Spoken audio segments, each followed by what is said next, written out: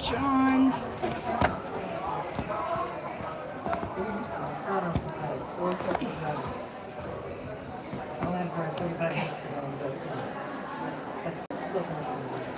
I relaxed with most of the time.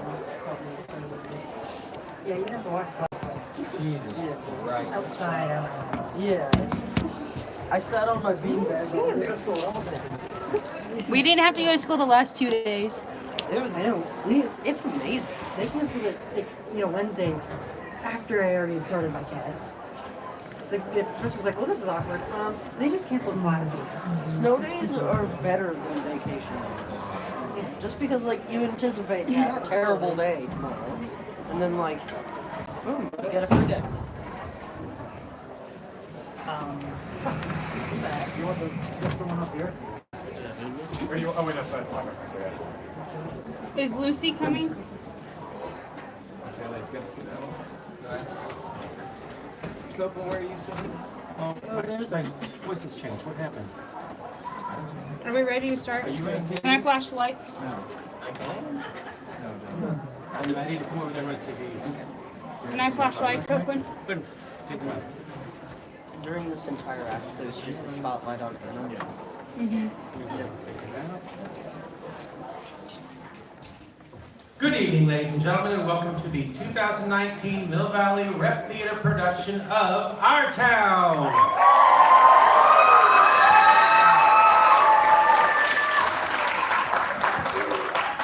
And we do want to give a special thanks to you for making it out when we weren't sure if this was going to happen this morning because of the snow day, but the show must go on, and your troopers, thank you. Please turn off your cell phones at this time out of courtesy to those around you. In case of emergency, please exit the way you came in under the red exit signs at the rear of the theater.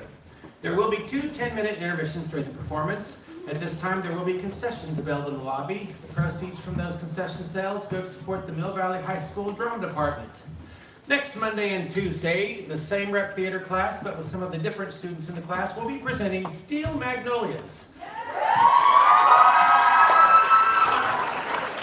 We have 2 awesome casts, different casts on Monday and Tuesday at 7 o'clock. You may recall this was the movie with Dolly Parton, Sally Field, and Julia Roberts from the 1980s. In conjunction with the plot and theme of Steel Magnolias, the Rep Theater class is donating $1 from each ticket sold to support the Juvenile Diabetes Research Foundation. You may purchase tickets tonight for those shows if you would like, and at the concession stand you will also see a jar for donations above and beyond the $1 per ticket. We're taking donations to support the JDRF, and thank you for anything that you care to donate. If you need to use the restrooms, please use the restrooms in the Activity Center lobby. Should you have a young audience member with you who becomes fussy during the show, please take them out to the lobby until they are settled down out of courtesy to those around you. The videotaping or other video or audio recording of this production is strictly prohibited. Many people have volunteered time and energy to make tonight's performance possible. Please take a moment to read the acknowledgments in the program.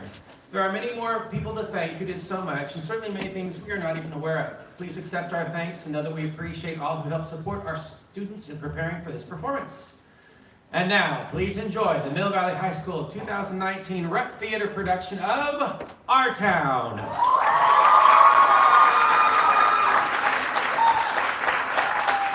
Which side is she coming on? This play is called Our Town. It was written by Thornton Wilder, produced by Jonathan Copeland, directed by Lindsay Edwards. In it, you will see Annika Lehan, Blake Army, Nathan Sheehan, Jackie Morrissey, Deanna Newman, Claire Segura, and many others. The town is called Grover's Corners, New Hampshire, just across the Massachusetts line. Latitude, 42 degrees, 40 minutes. Longitude, 70 degrees, 37 minutes. The first act is called The Daily Life. The date is May 7th, 1901. The time is just before dawn. There are some streaks in the sky in the East Spire Mountain over there. And the morning star gets wonderful bright the minute before it has to go, doesn't it? Well, I better tell you how our town lies. Up here is Main Street. Over there is the railway station, tracks go that way. some Canuck towns and Polish families over there. Over there is the Congregational Church. The Presbyterian is just across the street. And the Methodist and Unitarian over there. The Baptist is in the hollow by the river, and the Catholic is just across the tracks. Right here is Town Hall and the post office combined, jails in the basement. Brian once made a speech from those very steps. And right here is a row of stores, hitching posts and horse blocks are in front of them. And right here is the grocery store and Mrs. Morgan's store. Most everybody in town manages to visit these places once a day. Yeah. And right here is our doctor's house, Doc Gibbs. And this is his back door. There's some scenery for those who think that they need to have scenery. And this is Mrs. Gibbs' garden. Corn, peas, beans, hollyhocks, heliotropes, and a lot of verdant. In our day, our newspaper was delivered 2 times a week, the Grover's Corner Sentinel. And this is Editor Webb's house. And this is Mrs. Webb's garden. It's just like Mrs. Gibbs, only it's got a lot more sunflowers in it. And right here is a big butternut tree. Nice town, isn't it? Nobody very noticeable comes out of it, as far as we know. The earliest tombstones in our cemetery read 1670 to 1680. And those names on them are the Hershey's, Cartwrights, and Gibbses, same names around here. And well, I said it's about to be a new day, and there's only a few lights on. Down by the railway station, there's a cottage where a Polish mother has just given birth to twins. And in Joe Crow's house, where Joe Crow Jr. is getting up so as to deliver the paper. And down at the depot, where Shorty Hawkins is about to catch the 545 for Boston.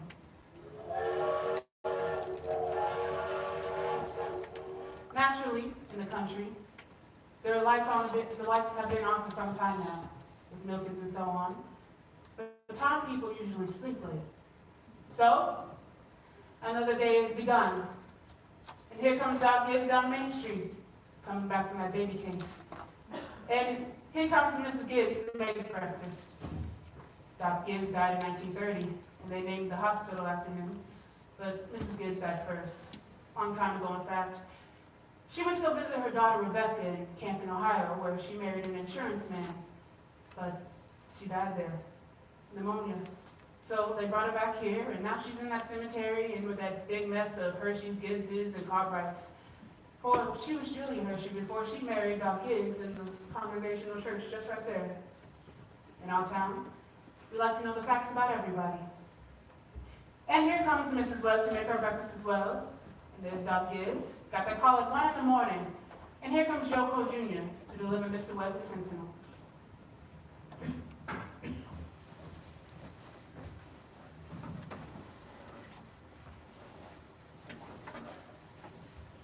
Morning, Doc Gibbs. Morning, Joe. Anybody been sick today, Doc? No, just a pair of twins going over in Polish town. Oh, do you want your paper now? Yes. Anything serious going on in the world since Wednesday? Oh, yes, sir. My school teacher, Miss Foster's getting married to that fellow over at Concord. I declare. How do you boys feel about that? Well, of course it's none of my business, but I think if a person starts to be a teacher, you ought to stay one. Oh, Joe. Oh, it's fine. I never really think about it. It's like you say, it tells me what's gonna rain. What's it telling you today? Is it gonna rain? No, sir. Are you sure? Yes, sir. You need the rain for sake? No, sir. I want to tell you something about that boy, Joe Crow Jr. there. He was the top of his class in his high school, and he graduated top of his class. So he got a scholarship to Massachusetts Tech, and he graduated top of his class there too.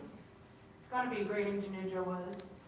But then the war broke out in France, and he died there.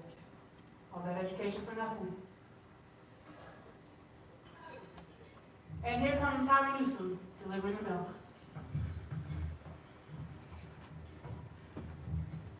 Morning, Doc. Morning, Howie.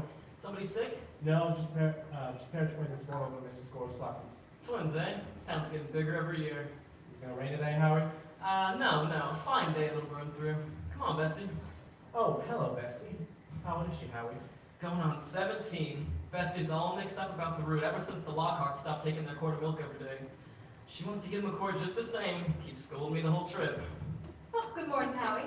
Morning, Mrs. Gibbs. Doc's just coming down the street. Is he now? Seems like you're late today. Just a little. Something wrong with the separator. Don't know what it was. Doc? Howie? Children, time to get up! Everything all right, Frank? Yes. Sit down and I'm Clint. Easy escape. sit down and drink your coffee. Bacon will be ready in a minute. You can catch a couple hours sleep this morning, can't you? Miss Martin's coming in. I bet I know it's about 2. This time we can go top speed. Paul told you won't get more than 3 hours of sleep. Frank Gibbs, I don't know what's going to become of you. I do wish I could get you to go somewhere and take a real rest. I think it would do you good. Emily, time for school. Wally, 7 o'clock. I declare you've got to speak to George.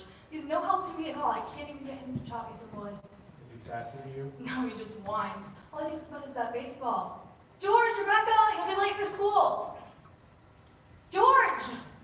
George? Look up. Yes, Bob? Don't you hear your mother calling you? I guess I'll go upstairs and get 4 weeks. Emily, Wally, you'll be late for school. Wally, wash yourself. Good, or I'll come up there and do it myself. Mom, what dress shall I wear? Oh, hush up with you. Your father's trying to rest. I washed and ironed the blue gingham for you special. Mom, I hate that dress. Oh, hush up with you. Every day I go to school looking like a sick turkey. Now, Rebecca, you always look very nice. Ah! Mom, don't you throwing soap at me. I'll come up and slap the both of you. That's what I'll do. We've got a factory in our town, too. Here, makes blankets. Belongs to the Cartwrights. They're running a fortune. Children, now I won't have it. Breakfast is just as good as any other meal. I will have you gobbling it like wolves. Let's start your girls and let's packed. Wally, put away your book. Oh, Mom, it's 10 o'clock. I gotta know all about Canada. You know the rules as well as I do. No books at the table. As for me, I'd rather have my children healthy than bright. I'm both, Mama. You know I am. I'm the brightest girl in school for my age. I have a wonderful memory. Eat your breakfast. When I'm looking at my stamp collection. I'll speak to your father about it when he's rested. Seems to me 25 cents a week isn't enough for a boy your age. Well, I got a lot of things to buy. Strawberry phosphate, that's what you spend it on. I don't see how Rebecca has so much money. She's got more than $1. I'll save them gradual. Well, dear, I think it's a good thing to spend some every now and then. Mom, Who's up there? do you know what I love most in this world? Do you? Oh. Money. Eat your breakfast. Mom, it's the first bell. I don't have school. Walk back, but you don't have to run. Wally, pull up your pants at the knee. And Emily, stand up straight. Send Miss Foster my best congratulations. Can you remember that? Yes, Mom. Pick up your feet. You look real nice, Rebecca. Bye.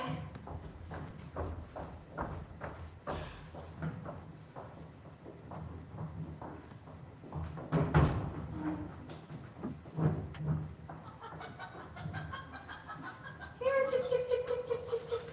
Go away, you. Go away. Here, chick, chick, chick, chick, chick. What's wrong with you? Fight, fight, fight. That's all you do? Who do you belong to? Not me. Oh, good morning, Myrtle. How's your cold? I still get that tickling feeling in my throat, but I told Charles I didn't know as I'd go to choir practice. And they didn't use. Have you tried singing under your voice? Yes, but I can't seem to do that and stay on the key. While I'm resting myself, I thought I'd string some of these beats for winter. Let me help you. It's been good this year. Children say they hate them, but I noticed they're able to get them down all winter. Now, Myrtle, I've got to tell you something. Because if I don't tell someone all this first, Julia can't. here, give me some more of those beans. Now, Myrtle, did one of those second-hand furniture men from Boston come to see you last Friday? No. Well, he called on me. At first, I thought he was a patient wanting to see Dr. Gibbs, and he wormed his way into my parlor, and Myrtle, he offered me $350 for Grandmother Wentworth's highboy. What, Julie Gibbs? He did. That old thing. It's so big, I didn't know where to put it. I won't give it to Hester Wilcox. Well, you're gonna take it, aren't you? I don't know. You don't know? $350? What's come over you? Well, if I could get the doctor to take the money and go away someplace, I'd take it like that. You know, Myrtle, it's been the dream of my life to see Paris, France. And what does the doctor say about that? Oh, you know how he is. I've never heard a serious word out of him since I've met him. No, he said it might make me discontented with Grover's Corners to go traipsing about Europe. Better let well enough alone, he says. Every 2 years he makes the trip to the battlefields of the Civil War, and that's enough trip for anyone. Hell, Mr. Webb just admires the way the Doc gets into everything about the Civil War. He said he's good enough mind to move over from the Civil War and move over to the Civil War, only Doc Gibbs being one of the greatest experts in the country just makes him scared. It's a fact. Dr. Gibbs is never as happy as when he's at Antietam of Gettysburg. The times we paced over those hills, Myrtle, like we were gonna buy it. Hell, if that second-hand man is serious about buying the Julia, you sell it. And then to see Paris. Just keep dropping hints from time to time. That's how I got to see the British. Oh, I'm sorry I mentioned it. Just seems to be that once in your life, before you die, you ought to go to a place where they don't speak English and don't even want to. Thank you, ladies. Thank you very much. We're now going to skip ahead a few hours, but before we do, we want a little bit more information about the town. A more scientific approach, you might say. So I've asked Professor Willard of our State University to fill us in on a few notes of our past history here. Is Professor Willard here? Ladies and gentlemen, Professor Willard of our State University. A few brief notes. Thank you, Professor. Unfortunately, our time is limited. Grover's Corners, yes, let me see. Grover's Corners lies on the Alpine granites of the Appalachian Range. It has Devonian basalt that presses with the vestiges of Mesozoic shale. And it's some of the oldest land in the world, and we're very proud about that. And some highly interesting fossils have been discovered around Grover's Corners. Some might say unique fossils. Yes, only about 2 miles over at Siloam Peckham's cow pasture. Now, you can see these fossils at any time, that is, any reasonable time. Should we dive into Rose's notes on reading about the situation, precipitation, etc., etc.? Unfortunately, we won't have time for that, Professor. Maybe a few notes on the history of man here. Ah, yes, anthropological data. We will start with the early Amerindian, with a little bit of Cotahatchee tribe. Yes, of course, that was in the 10th century. In the 17th century, we have migration, bringing up the livestock, and for the recent years, much more stagnant. And the population, Professor? Oh, the population within the townlands, 2,640. Just a moment, Professor. Well, as of this moment, 2,642. The postal district brings about 507 more, making it a total of 2,149. Thank you, Professor. Very much obliged to you, I'm sure. That way, and thank you again, Professor. Now, social and political report. Oh, Mr. Webb. Thank you, Mrs. Webb. Everybody's leaving. Mr. Webb is the publisher and editor of the Grover's Corner Sentinel. That's our local paper, you know.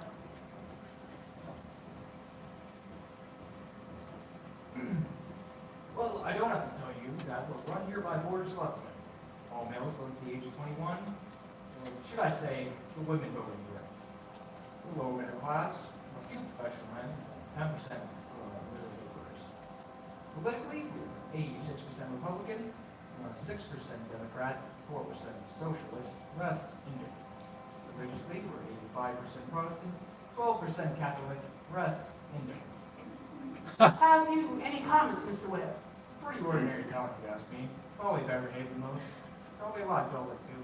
But hey, our young folks seem to like it here.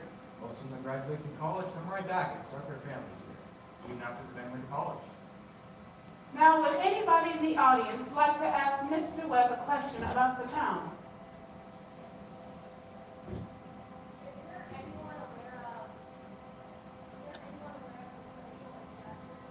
Excuse me, what were you saying? Is there anyone aware of the social injustice in industrial inequality? Oh, yes. Everyone is something terrible.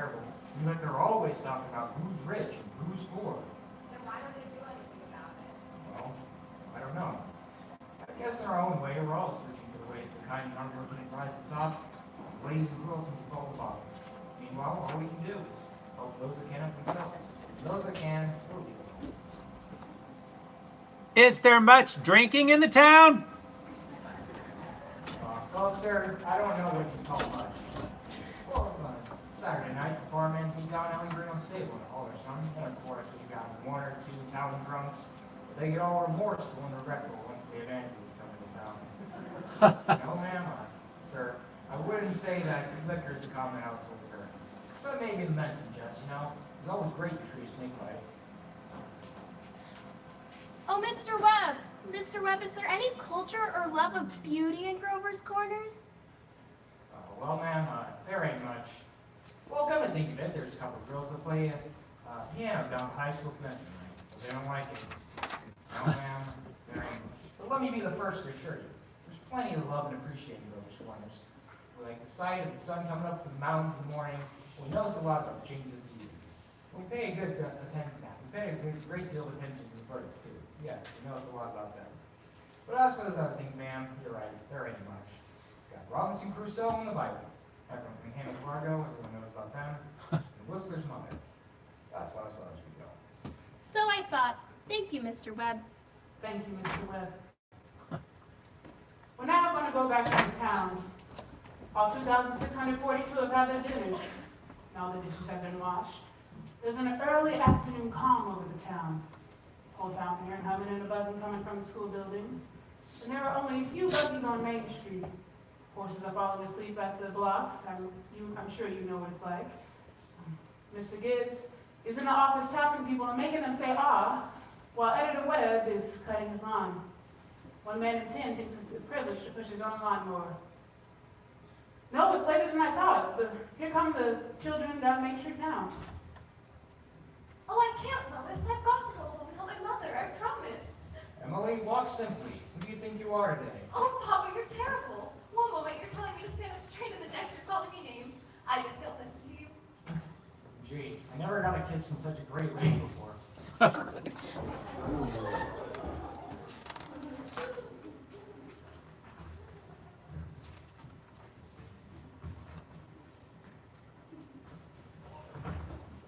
Excuse me, Mrs. Forrest.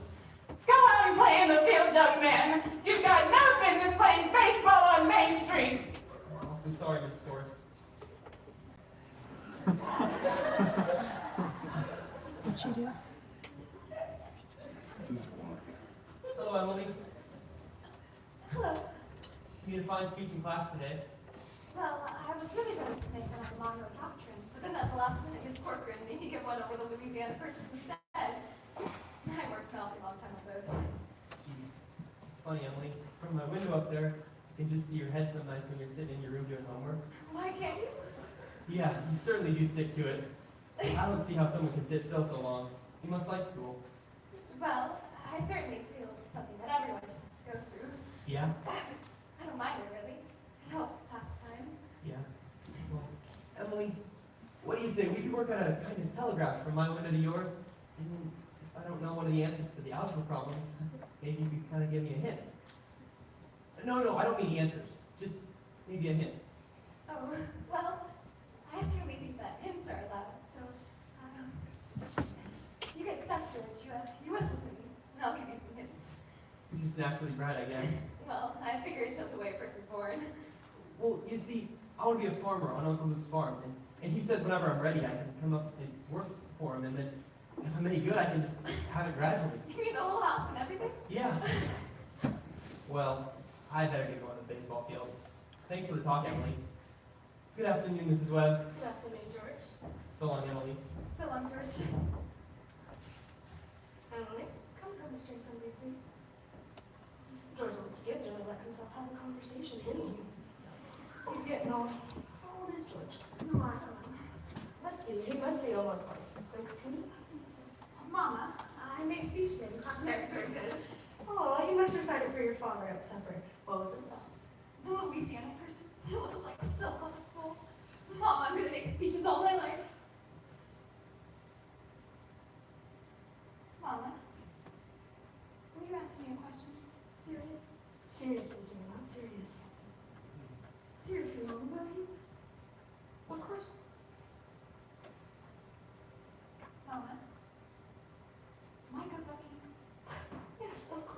are. All my children have good features. I'd be ashamed if they hadn't. Oh, Mama, that's not what I mean to say. That's not what I mean to say at all.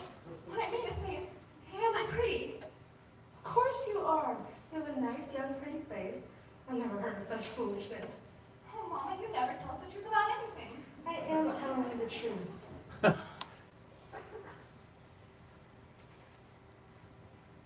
Mama, were you pretty? Yes, I was, if I do say it. I was pretty for a time next to Amy Cartwright. Oh, but Mama, you must say something about me. Am I pretty enough to get anybody, so many people interested in me? Emily, you make me tired. Now stop it. You're pretty enough for all normal purposes. Come along now and take that bowl with you. Oh, Mama, you're no help at all. That'll do. Thank you, Mrs. Love. Thank you, Emily. Now, I think it's a good time to tell you of the Cartwright interest in building a new bank. They had to go to Vermont for the marble, sad to say. And they've asked a really good friend of mine what to put in the cornerstone. Of course, we're going to put in a copy of the New York Times and a copy of Mr. Webb's Grover's Corner Sentinel. We're kind of interested in this because some scientific fellow has created this type of glue, silica glue, to keep this reading material for 2,000 years. We'll also put it in the Bible and the Constitution of the United States and a copy of William Shakespeare's plays. What do you say, folks? What do you think?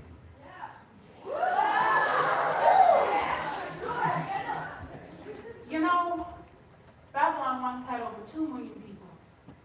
And all we know of them is the name of the kings, some copy of some wheat contracts, some copy of the transaction of slaves. Yet, all those families sat down for dinner every night. The father came home from work, and the smoke went up the chimney. Same as here. And in Greece and Rome, all we know about the real life of the people is what we can piece together through the comedies and the tragedies that were put on in the theater. So that's why I'm having a copy of this play put in the cornerstone, so that people 1,000 years from now know a few little facts about us, more than the Treaty of Versailles or the Lindbergh Flight.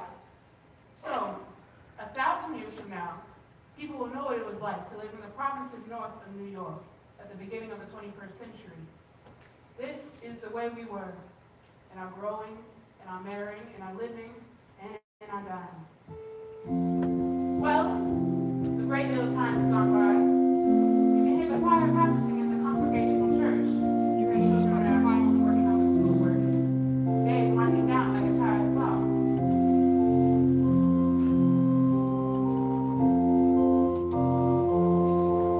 Listen, everybody. Music come into the world to give pleasure.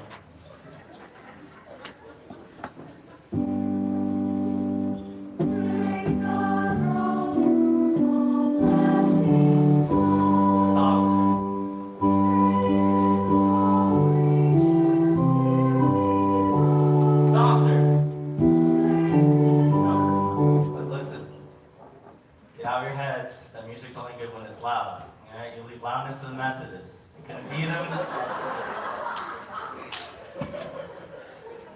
Even if you wanted to.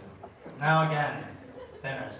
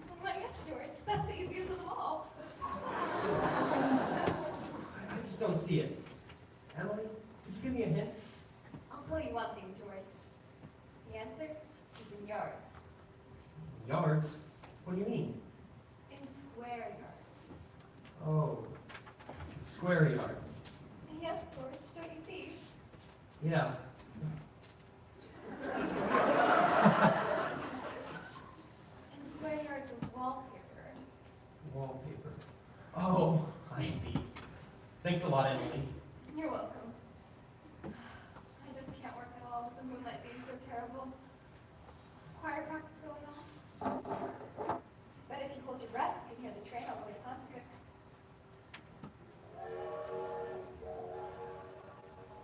Hear it? What do you know? Well, I guess I better try to get back to work. Thanks a lot, Emily. Good night. Good night, George.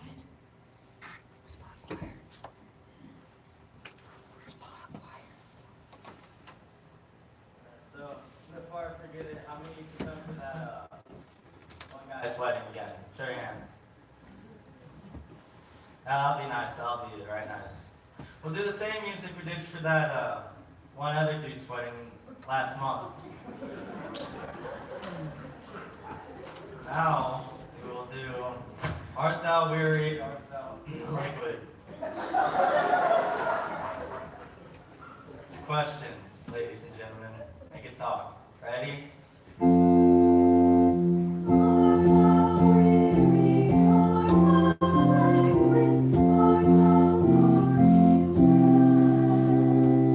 Lights go away.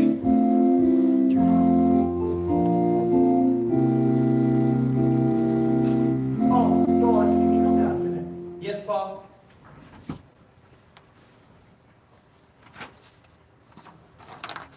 Get comfortable, son. I'll only give you a minute. George, how old are you? I'm 16, almost 17. And what are you going to do after school's over? Well, I want to be a farmer on Uncle Luke's farm. You'll be real early. You get up early and milk and feed the stock and hoe and hay all day. Well, yes, Bob. What are you trying to say? Well, George, when I was in my office today, I heard a funny sound. And what did you think it was? It was your mother chopping wood. There you see your mother chopping wood, getting up early every day, cooking meals and ironing, and still she has to go out and chop wood. I guess she just got tired of asking you. She just gave up and decided to do it herself. And you eat her meals and you put on the clothes that she keeps nice for you. And you let you go off and play baseball. And you treat her like she's some hired maiden to keep around that we don't like very much. All I knew I had to do was call to attention. George, I've decided to raise you on spending money 25 cents a week. Not because you're chopping with your mother, because that's the person who gives her, but because you'll get mother. And I can imagine lots of things a boy your age could do with that money. Thanks, Paul. Let's see, your payday's tomorrow. You can count on it. Becca will feel that she wants more too. I wonder where your mother is. Choir practice has never run this late. It's only 8:30, Paul. I don't know why she's in that old choir anyway. She has more voice than an old crow. Traipses around these streets at the time of night. About time you retired. Yes, Paul. We need the sign. Good night, Martha. Good night, Mr. Foster. Oh, I'll tell Mr. Webb. I know he'll want to put it in the paper. My, it's late. Good night, Emma. Colonel Webb, would you look at that moon? Potato weather for sure. Really, I don't want to say a word about him in front of those others. But now we're alone. And really, it's the worst scandal that ever was in this town. What? Simon Stimson. Now, Luella. But Julia, to have the organist of a church drink and drunk year after year, you really was drunk tonight. Now, Luella, we all know about Mr. Stimson, and Dr. Ferguson knows too. And if Dr. Ferguson keeps him on that job, then the rest of us can do is not to notice it. Not to notice it, but it's getting worse. No, it's not, Luella. I've been in that choir twice as long as you have. And it doesn't happen near so much as often. I hate to go to bed on a night like this. I better hurry or those children will be up all hours. Good night, Luella. Good night, Myrna. Can you get home safe, Luella? Mrs. Brother's Day. I can see Mr. Soames scowling out the window now. I think we've been to a dance the way the men will carry on. I really should be going. Good night, Julia. Good night. Well, we had a real nice time. Good night now. Frank, it's any later than usual. You tricked and you gossiped at the girls' corner. No, grouchy. Come out and smell the heliotrope in my flat with me. All right.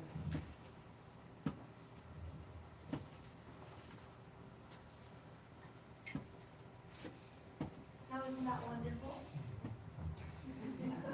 Now, what did you do this whole time I was away? Oh, I read, as usual. Well, the girls gossiping about tonight. Well, believe me, Frank, there's something to gossip about. Simon Simpson fogged on, was it? I've never seen him. Hello then, Frank. Dr. Ferguson can't forget him forever. I guess I know more about Simon Simpson's face than anybody in this town. He ain't made for small town life. Granted, that's his business. It's nothing we can meddle about. Come, get in. No, not yet. Frank, I'm worried about you. Oh, what are you worried about now? I think it's my duty to make sure you get a real rest and change. I can get that like Satan will. Just have to insist upon it. Now, Julia, there's no sense in talking about that again. Wait, Frank, you're just unreasonable. Come on, Julia, it's getting late. First thing you know, you'll catch a cold. I gave George a piece of my mind today. I reckon he'll have to chop the wood chop for a while anyway. No, stop here upstairs. You know, Frank, there's this Fairchild walks your door every night. All those people up that part of town do. They're all getting acidified. That's the trouble with them. They got nothing fit to burrow. Everybody knows it.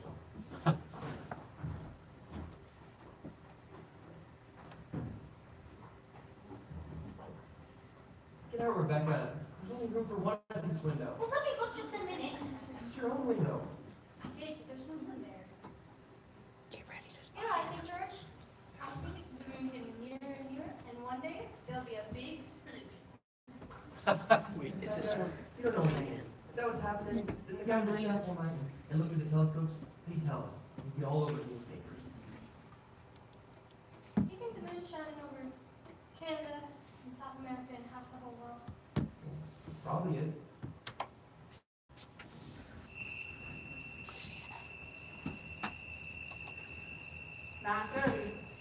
Most everybody's asleep. No, there's Constable Warren trying a few doors on Main Street. And there's Mr. Webb, after he put his newspaper to bed. Cyan.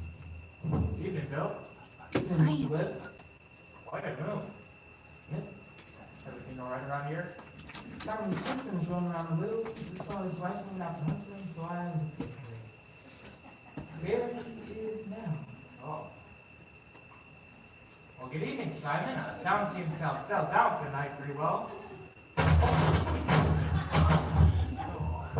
Simon, good evening. The town seems settled down for the night. Perhaps we should too. May I walk along the ways with you? Good night. I don't know how that's going to end, Mr. Webb. You seem in heck of trouble. It's always one thing after another. Bill, if you catch my boy catching cigarettes like him, just give him a word, Bill. I don't think he smokes no cigarettes, Mr. Webb. At least the way he's no more than 2 or 3 a year. I sure hope. Well, good night, Bill. Good night. Keep it on. Keep it on. Who is that up there? Is that you, Myrtle? No, it's me, Papa. Why aren't you in bed, Emily? I don't know, Papa. I just can't sleep. Isn't the moonlight so wonderful? The smell of it gives us heliotrope. Can you smell it? Having any troubles, have you, Emily? Troubles, Papa? No. Well, all right, but enjoy yourself, but don't let your mother catch you. Good night, Emily. No, Papa. Did I ever think about the letter Jane Crawford got from her minister when she was sick? He wrote her a letter and on the envelope it said, to Jane Crawford, Private Farms, Grover's Corner, Sutton County, New Hampshire, United States of America. What's funny about that? Listen, I'm not finished. The Wait, United States this is of the America, end of the continent of North America, the Western Hemisphere, the Earth, the solar system, the universe, the mind of God. That's what it said on the envelope. What do you know? And the postman would look at it just the same. What do you know? Spot. That's all the first staff, folks. Spot Anna. Y'all can go smoke now. For those that do smoke. Good lights.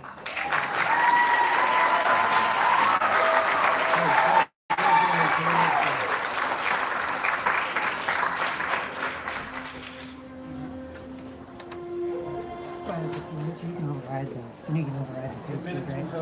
Yeah. Just like amazing anyways.